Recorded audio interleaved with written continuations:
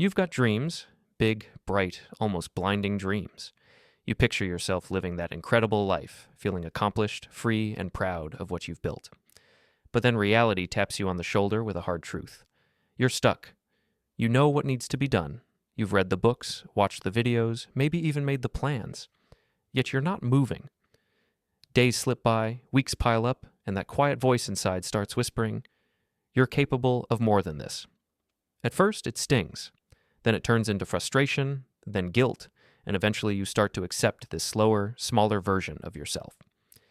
New Year's rolls around, and, fueled by fresh motivation and a sprinkle of wishful thinking, you dust off last year's goals and swear this time will be different.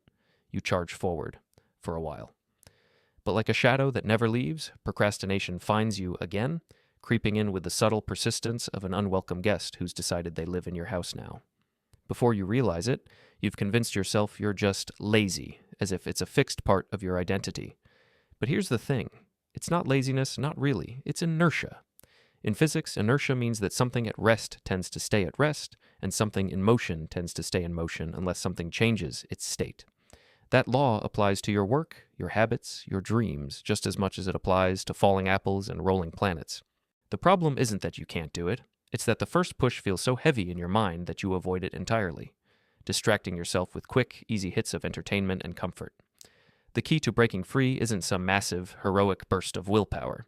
It's about making the first push so small, so ridiculously easy, that you can't help but start. If you tell yourself you have to write an entire book, the mental wall is huge. But if you say, "I'm just going to write one sentence," the wall shrinks to a single step.